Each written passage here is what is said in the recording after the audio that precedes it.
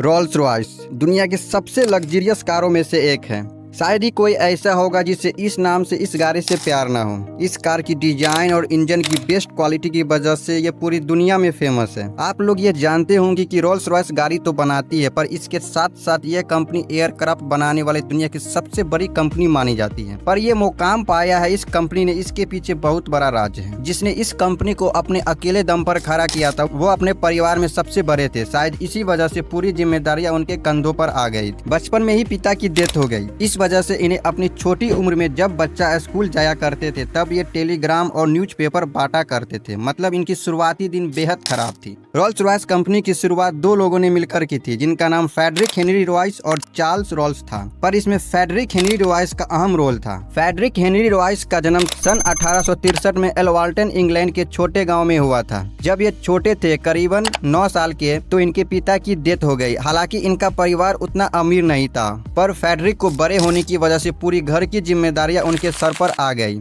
और इनका पूरा परिवार लंदन आकर शिफ्ट हो गया। फ्रेडरिक को घर का खर्चा चलाने के लिए पढ़ाई को छोड़कर टेलीग्राम और न्यूज़पेपर बांटना पड़ा था। जब ये थोड़ा और बड़े हुए तो इनकी आंटी की मदद से शहर के थोड़ी दूर एक काम मिला, जहां फ्रेडरिक सड़कों के ऊपर लाइट्स लगाया करते थे। बीच बीच में समय समय के अनुसार ये अपनी काम को बदलते रहते थे। पर आखिर में जब ये अपने शहर लंदन आए तो उनके पास कुछ सेविंग थी, जिसकी मदद से फ्रेडरिक ने अपने दोस्त के साथ मिलकर सन 1884 में अपनी खुद की एक कंपनी खोली, जिसका नाम एपएच रॉयस एंड कंपनी रखा। जब ये कंपनी खुली तब इसके अंदर बिजली के छोटे छोटे काम हुआ करते थे जो लाइट से जुड़े हुए थे। पर 10 साल बाद जब थोड़ा वक्त बीत गया तब इस कंपनी ने डायनेमो और किरण के हुक बनाने लगी। और इन्हीं सबको देखते हुए फ्रेडरिक ने अपनी कंपनी को सन 1899 में रजिस्टर करवा लिया। पर आगे चलकर कंपटीशन इतना बढ़ गया था कि ये कंपनी आगे तक जाते जाते घाटा होने लगा था, जिसकी वजह से फ्रेडरिक ने इन सारे कामों को छोड़कर गाड़ी बनाने का फैसला किया। सन 1901 में जो गाड़ी पर काम कर रहे थे, पर फ्रेडरिक ने 2 कारों को खरीदकर इसमें कमियों को देखा। फिर इन्होंने सन 1904 में अपनी खुद की 3 कार को बनाई और मार्केट में बेचा भी।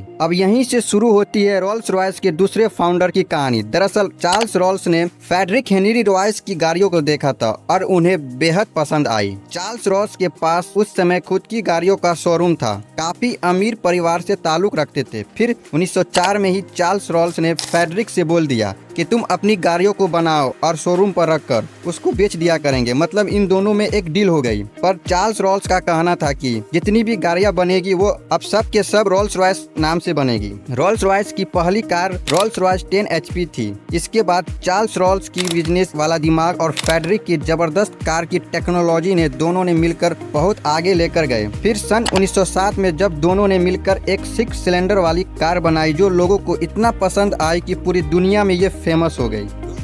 पूरी दुनिया में फेमस है, ऐसा नहीं कि केवल 2 देशों में। अगर आप कभी रोल्स रॉयस लेने जाएंगे तो वो कंपनी आपको 40,000 से भी ज्यादा कलर आपके पास लाकर दिखा देगी। यही नहीं, बल्कि अगर आप अपने पसंद से कोई भी कलर लेकर जाते हैं तो वे कंपनी आपके हिसाब से कलर करके दे देगी, जबकि ऐसा कोई भी ऑटोमोबाइल कंपनी नहीं करती है, सिर्फ रोल्स रॉयस के अलावा। ये कंपनी अपनी हर एक गाड़ी के ऊपर कलर नहीं करती, बल्कि इनकी सारी गाड़ियों के ऊपर 5 लेयर चढ़ाई जाती है और उसी का ही वजन 45 किलो से भी ज्यादा होता है। सन 1910 में चार्ल्स रोल्स अपनी काम के सिलसिले से हवाई जहाज से कहीं जा रहे थे और रास्ते में ही इनका एक्सीडेंट हो जाता है और उनकी डेथ हो जाती है। और तब उसकी उम्र करीब 32 साल से भी कम थी। रोल्स रॉयस ने सिर्फ गाड़ियों को ही नहीं बनाया, बल्कि एयरक्राफ्ट के इंजन को भी बनाना शुरू कर दिया, और जिसकी शुरुआत सन 1914 में ईगल इंजन से हुई। 1933 में फ्रेडरिक हेनरी रॉयस की भी मौत हो गई। हालांकि इससे पहले इस कंपनी ने बहुत नाम और शोहरत हासिल कर लिए थे।